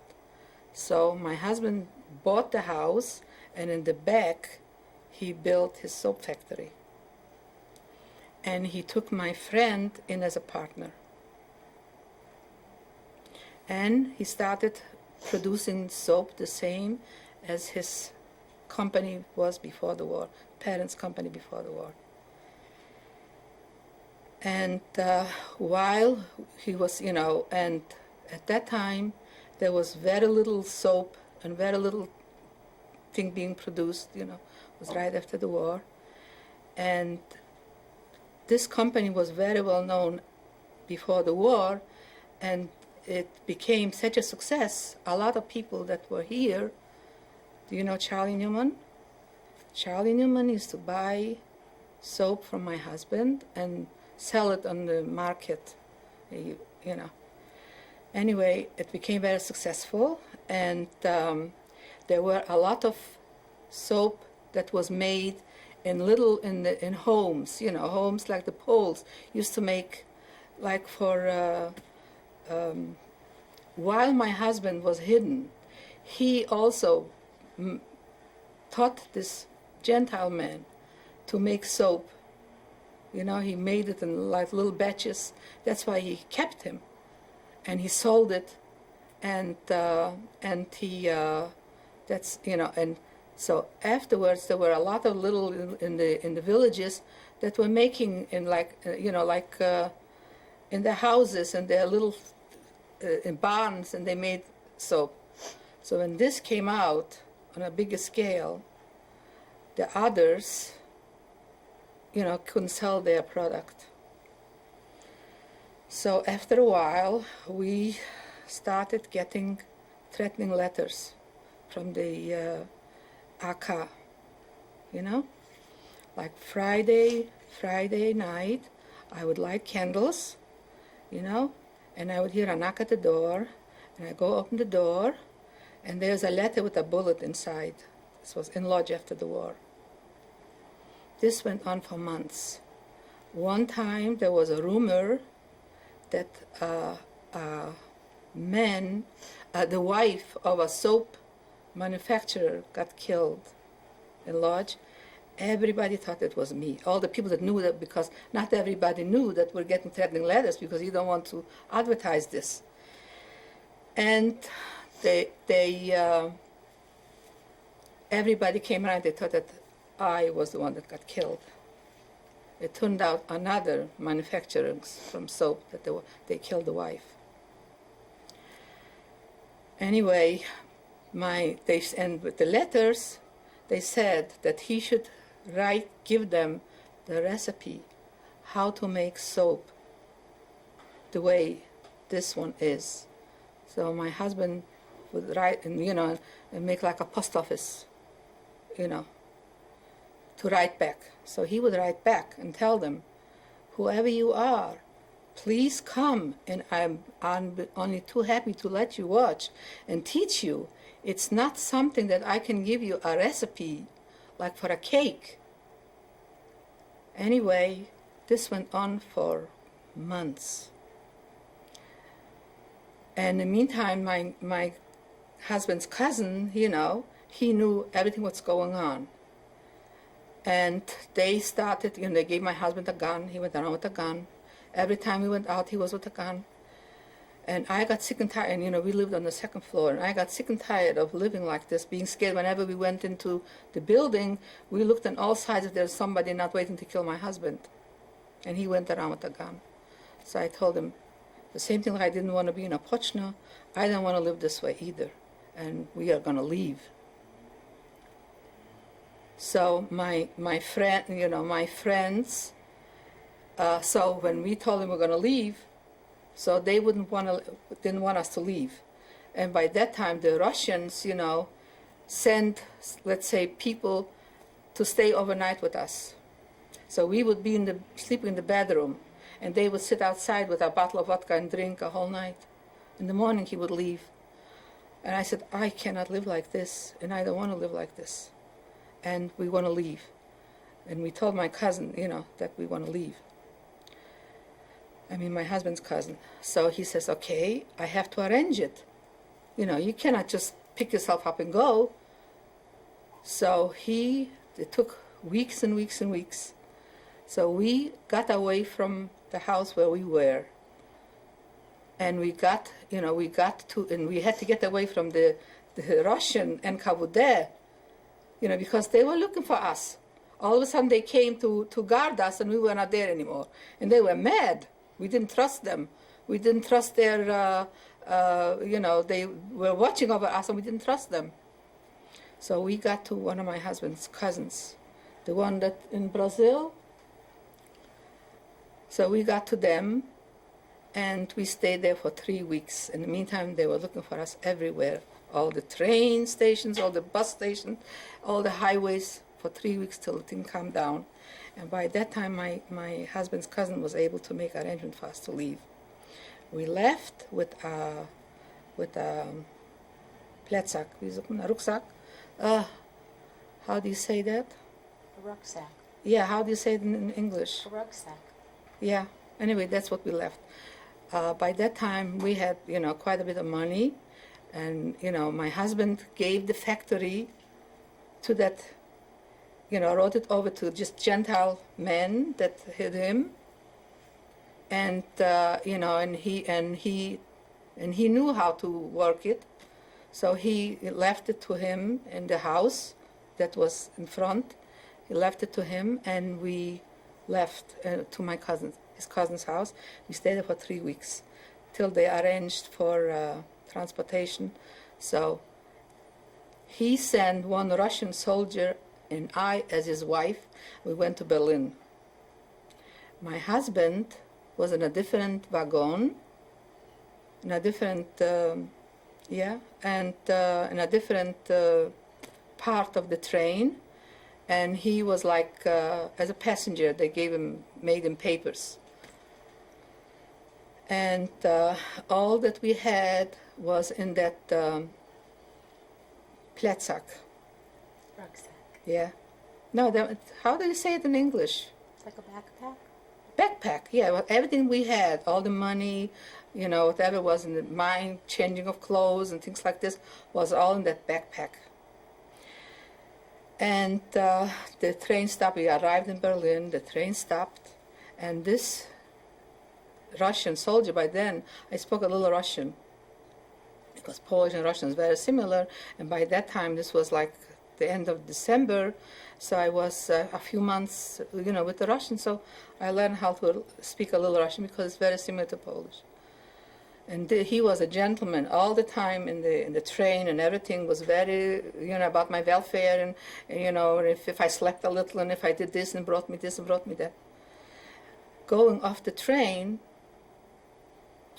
so I picked up the backpack, and he said, "Oh, let me carry it," and I practically pulled it out of my hand. And we get off the train, and I look around, I didn't look for him, I looked for my husband if he got off the train. Because all this time I didn't know, maybe they stopped someplace and they took him off, So I saw, my husband getting off from the train from the other thing. And I look around, this guy is gone. So all we had was the clothes on what I wore, and what my husband wore. At that time, this is how we came to Berlin, and we went to the Jewish, there was already like a Jewish Gemeinde, and they took us they had like a place where to stay for people that came, from Poland or from wherever they came, and so we stayed in Berlin, I think for about 3 weeks, till we, on a coal wagon, on a coal train, we, one day we went to Munich, and we got into Munich was at the end of December. I think it was just after Christmas. And at that time, my cousin was already there. And that's how we got to... When did you come to the United States? To the United States we came in 1951. My son was born, we lived for about 6 years in Germany, and my son was born there in 1946. And in Germany, I got pregnant right away. Is this you want to hear about it? I got pregnant after 6 months. And my husband was already worried that I won't be able to get pregnant because, he wanted me instantly to get pregnant. He lost his children, and he was very desperate to have another child. So after 6 months, I got pregnant, and we lived in Germany in one room. And I was fine while I was pregnant. I, did everything. We had a room, and I washed in before I went to the hospital. When I was in the 9th month, my husband and I, we painted the room and made everything ready. And because you couldn't buy any clothes when the baby was born, they gave you ration cards to go to a place and buy things for the baby. But before, they didn't give you anything. So I remember I washed the windows and made everything ready. Anyway, after my son, after my son was born, after a week, part of my 9th month, I got, my feet started swelling, and I got very sick. I had uremic poisoning, and I had to be in the hospital the whole 9th month. While in the hospital, a girlfriend of mine that we were very close friends, and she was pregnant, and she was a month. She gave birth a month before I was due, and her baby was born dead. And this was and I was in the hospital at that time, and this was such a terrible blow to me. I just couldn't, I was scared to death. And they had to induce labor because of the condition that I was in. They induced labor, and my son was born. I didn't scream because I was in the hospital the whole 9th month. And whenever I went to take a bath, they took me next to the labor room, and I heard all these women giving birth and screaming. It was horrible. And I think to myself, this is, I don't know. And I thought to myself, I'm not going to do that. And I just moaned and groaned and bit my lips, but I didn't scream.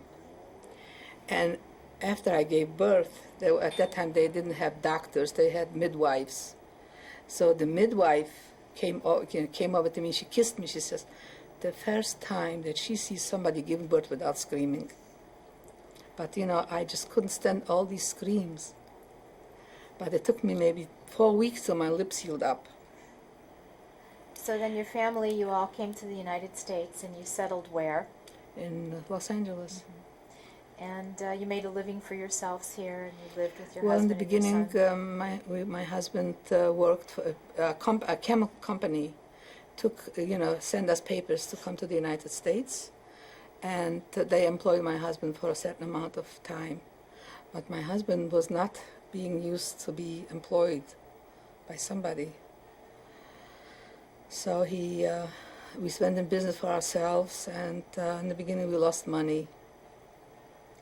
And then we went in with a friend of ours, we lended money from a friend of ours, and we also got money from the Wiedergutmachung.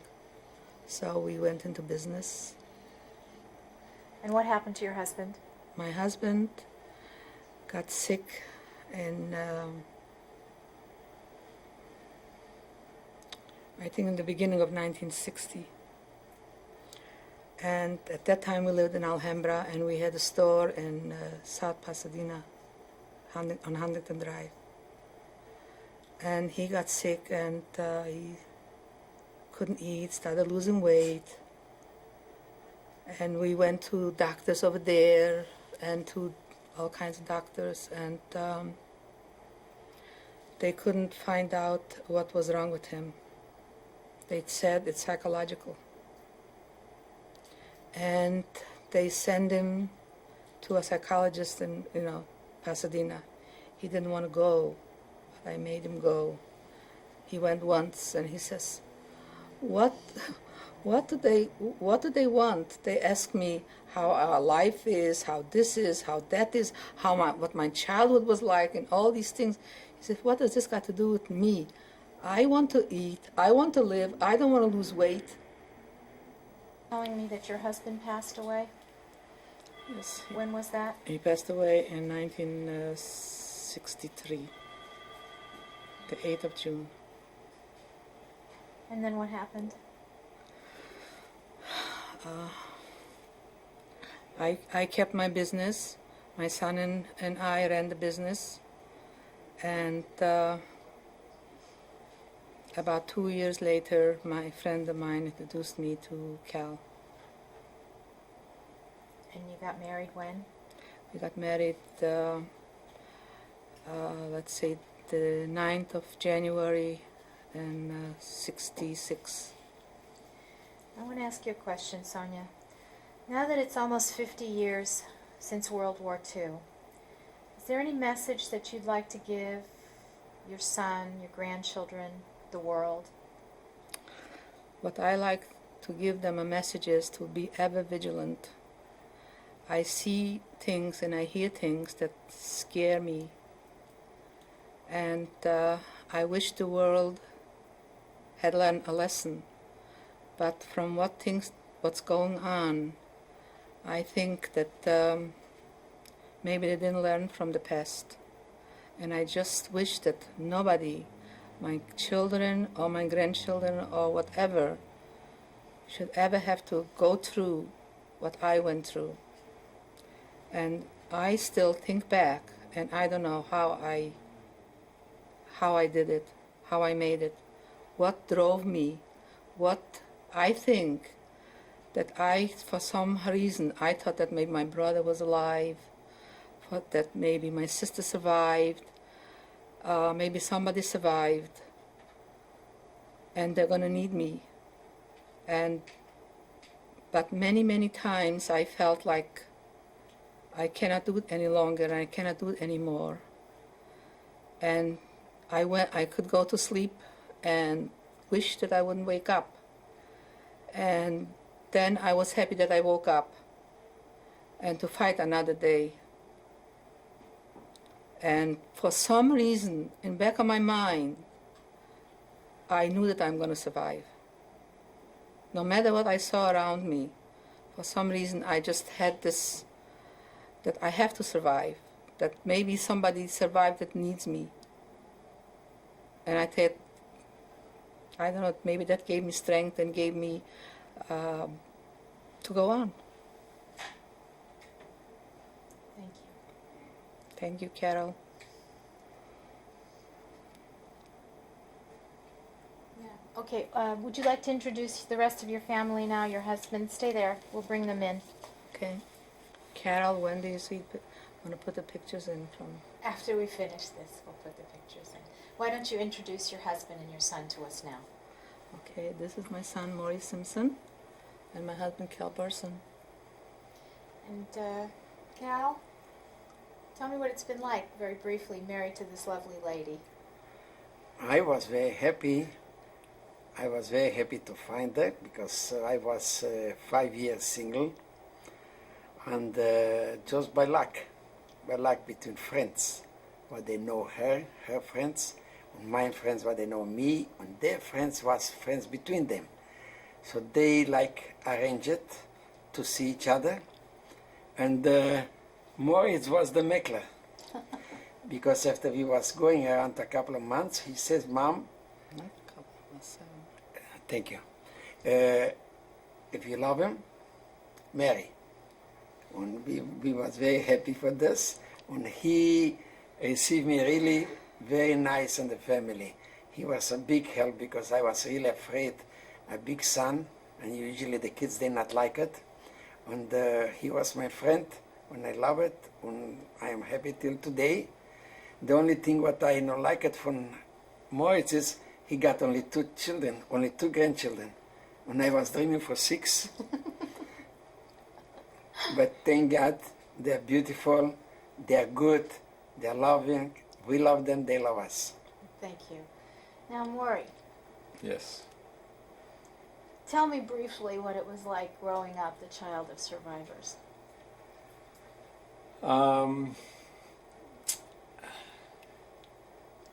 My father always worked very hard, and he felt obviously that he would have a long life to provide for us and all that.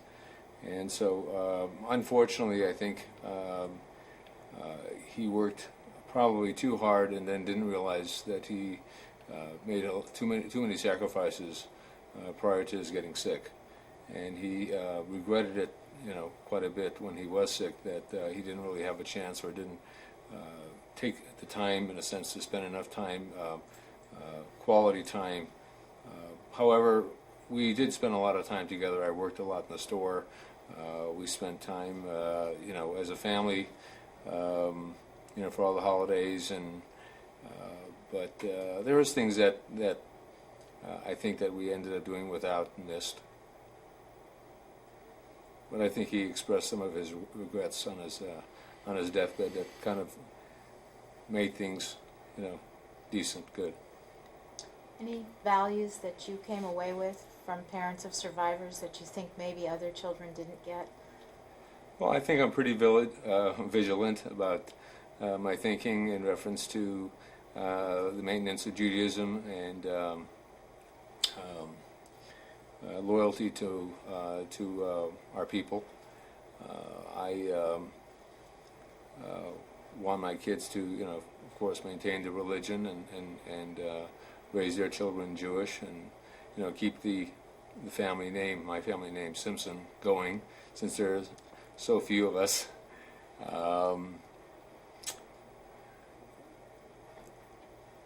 That's basically it. Can I say something? Absolutely. Maury was wonderful to me not to me, to his father when he was very sick. He came home from school, he was constantly at his bedside, both of us. He was, after his father died, he was like my right hand. I couldn't have done what I did without him. He never gave me a hard time. He missed a lot. He didn't have a real good youth because his father got sick when he was maybe 14. And at that time, he already had to do a lot of things that other children could go and have fun and do things, and he had to help me in the store and help his father. And after his father was very sick one time, they decided at UCLA that there's nothing they can do for my husband, and they wanted him to just to do exploratory surgery. And I had cousins in New York, and they were adamant not to do it, that they have better doctors in New York than UCLA. And I went to New York and I asked my husband if he wants to go, and he said yes. And we went to New York, and he was in a hospital for 3 weeks there. They came to the same conclusion that they want to do exploratory on him to find out what's wrong. So I said, if it comes down to this, I want to go home. And at that time, I left my store. Maury was not even 16 years old, and this was at the time when there was the thing with Cuba, that when Kennedy wanted to invade Cuba. Bay of Pigs. Yeah, and I thought any minute the war is going to break out, and I'm in New York with my husband, and he's in the hospital there, and Maury is here alone, and and everything I had was, in here. I was there, and my son was in Los Angeles, and we finally came home after 3 weeks, and my husband checked into UCLA, and they did exploratory, and they found out that he has cancer in the stomach that started not in the stomach, but the outside of the stomach. That's why they did all these x-rays and he went, I don't know how many times to hospitals before they couldn't find out what was wrong with him. And they saw, and at that time they told me that he has 6 months to live. And at that time I begged the doctors not to tell him. And for a few days they didn't tell him. Then and I came into the room. I had to pretend everything's fine, and you're gonna go home and things like this. So one day he called when the doctor was visiting him, he told him, please tell me what's wrong with him, tell me how long I have to live. I have a wife and a son that I have to think of, and I want to know how long I have to live, because there's things that I have to take care of. And at that time the doctor told him that he has 6 months to live. And when I came that day to the hospital, it was in UCLA, and I came in, tell him everything was going on in the store and all these things, pretending. So he says, Sonia, please don't do that anymore. I know what's going on. I forced the doctor to tell me. And I was so furious with him. But he said, Sonia, I had to do it because, if he asked me point blank. Anyway, after a while, he came home. They started all kind of experimental drugs on him. And for a while he kind of recuperated a little. He even came to the store with me for a while. And he was determined that I learned the business. He was there with me, but he said, I'm not here. Just pretend I'm not here. Do the orders, do this, do that, do everything, whatever you have to do. Just like I'm not here. And Maury came after work. He came to the store. And I couldn't have done without him. And when he was so very sick, he was with his father constantly, At the end, I didn't even go to the store. I had just people taking care of the store. And we were with him 24 hours a day. And sometimes Maury was furious with some people that came to see him because they would tell him, oh, you're going to get better, you're going to be fine. And my husband also, when he knew that he's dying, he put all the bank books in my name. He put the liquor license in my name. He put everything in my name. After he died, I didn't have to do anything. And the store just went on. I didn't have to run around, and I didn't have to. He just prepared for everything. You were very lucky. And he saw to it that everything, and I wanted to sell the store when he was so sick. I wanted to sell the store. I said, they are, stealing me blind, because I wasn't there. I just went in the morning to maybe go to the bank or something like this. And when Maury was in school, sometimes a friend of mine would have to come because he wouldn't stay with the nurses. A friend of mine had to come to stay with him so I could go away. And many times I thought, this is, he's not going to live till next morning. I come the next morning, he was sitting in a chair many times. He died on a Saturday. On Wednesday, he asked the doctor if they found out anything new that they can still help him with. Because he just, he was fighting for his life every hour. He had the will to live, just Yes. like you did. And Yes. you're very lucky that you have such a wonderful son and such a wonderful husband. And I would like to add to this, like conclusion is, for the last 25 years, because of the suffering, what she suffered, and then all the time, for the last 25 years, we dedicated to work for charitable organizations, to help people who are suffering, to help Israel, to help here. And our work for the last 25 years is just working for charities. That's wonderful. Thank you very much. And I have a wonderful son, wonderful grandchildren. Too bad my granddad doesn't want to be in it. And my grandson couldn't come, otherwise he would be here. My daughter-in-law has to work. We'll show some pictures. Okay. That's right. This must be a picture of the beginning of, let's see, 47, because Maury must have been 2-3 months. He was born in November 11, so he's a few months old here, so it must have been like the beginning of about February of 47. And that's my husband and me. 1947? Yeah, 47. And the names of the people in the picture? Well, so at that time was Sonia Simpson, Alta Simpson, and Maury Simpson. This picture was taken in the United States approximately maybe 53, 54.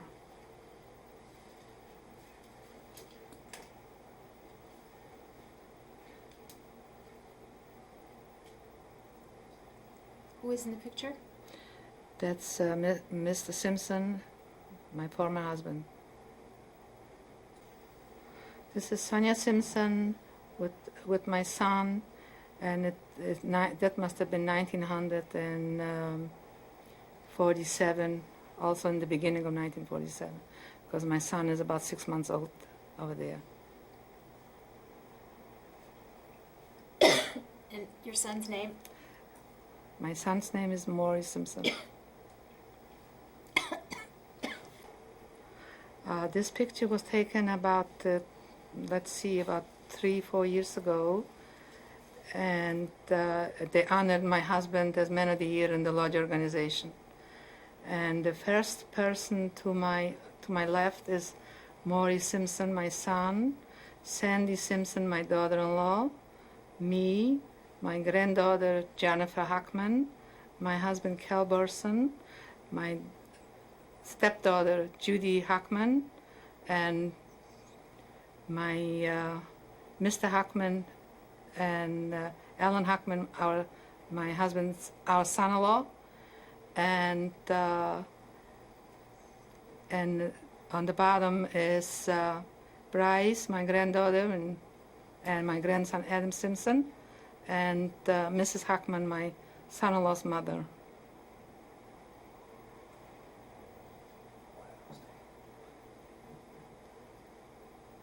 Where was this taken? This was taken in the Friars Club. And when approximately? Oh, about 4 or 5 years ago. 1989? 1989, probably. This is my grandson, Adam Simpson, and this picture was taken in Los Angeles in 1987, and he was 13 years old at that time. It's bar mitzvah. And it was his bar mitzvah picture. This is my granddaughter Bryce, and this is a school picture taken in 1993 and in Los Angeles. This is my granddaughter Jennifer Huckman, and she was 16 years old in this picture, and I have later pictures from her, but I think this is the nicest. So I want to show this one. Taken in Los Angeles? Taken in Los Angeles. This is a picture of myself and my husband about 1999. And it's at a party. And it was a beautiful, happy occasion for us to celebrate. Here in Los Angeles? In Los Angeles. You and your husband, and the names? Sonia Berson and Cal Berson.